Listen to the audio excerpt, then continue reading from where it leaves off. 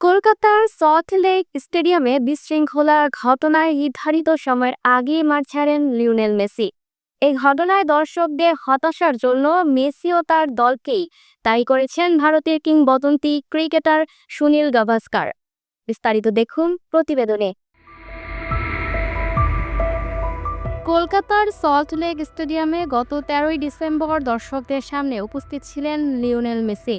তবে মেসির উপস্থিতি ঘিরে বিশৃঙ্খলা তৈরি হয়, যার কারণে নির্ধারিত সময়ের আগেই স্টেডিয়াম ত্যাগ করেন আর্জেন্টিনার অধিনায়ক। এদিকে ভারতের কিংবদন্তি ক্রিকেটার সুনীল গাভাস্কার এই বিশৃঙ্খলার পেছনে মেসিকেই দায়ী করেছেন। সল্টলেক স্টেডিয়ামে মেসির এক ঝলক দেখার জন্য দর্শকরা হাজার হাজার টাকার টিকিট কিনেছেন। অনেকে নিজের গুরুত্বপূর্ণ কাজ ছেড়ে শুধু মেসিকে দেখার জন্য এসেছিলেন। তবে মেসিকে নেতা-মন্ত্রীরা ঘিরে রাখার কারণে স্টেডিয়ামে দেখতে আসা দর্শকরা তাকে দেখতেই পায়নি, যার কারণে দর্শকরা ক্ষুব্ধ হয়ে বিশৃঙ্খলা তৈরি করে। এই বিশৃঙ্খলা দেখে মেসিকে নির্ধারিত সময়ের আগেই স্টেডিয়াম ত্যাগ করতে হয়। যেখানে স্টেডিয়ামে মেসির থাকার কথা ছিল আরও বেশি সময়, সেখানে ২০ মিনিট পরই মাঠ ছাড়েন আর্জেন্টাইন তারকা। এই কারণেই গাভাস্কার মেসি ও তার দলকে দোষারোপ করেন।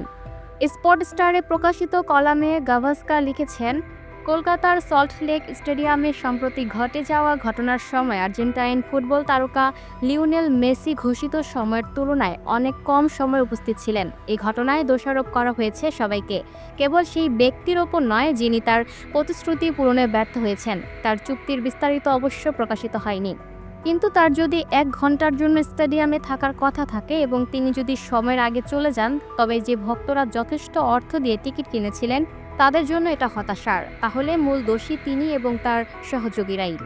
গাভাস্কার কলামে আরও লেখেন, হ্যাঁ, তিনি রাজনীতিবিদ ও তথাকথিত ভিআইপিদের দ্বারা ঘিরেছিলেন, তবে তার বা তার সহযোগীদের কোনো নিরাপত্তার হুমকি ছিল না। তার কি শুধু স্টেডিয়ামে ঘুরে বেড়ানোর কথা ছিল, নাকি কার্যকর কিছু, যেমন পেনাল্টি কিকও নিতে পারতেন?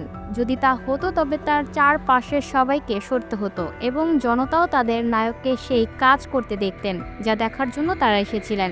বিশৃঙ্খলার কারণে শাহরুখ খান শেষ পর্যন্ত স্টেডিয়ামে যাওয়ার পরিকল্পনা বাতিল করেন। এছাড়াও অনুষ্ঠানস্থলে যাওয়ার পথে থাকা পশ্চিমবঙ্গের মুখ্যমন্ত্রী মমতা বন্দ্যোপাধ্যায়কেও মাঝপথে সিদ্ধান্ত পরিবর্তন করেন।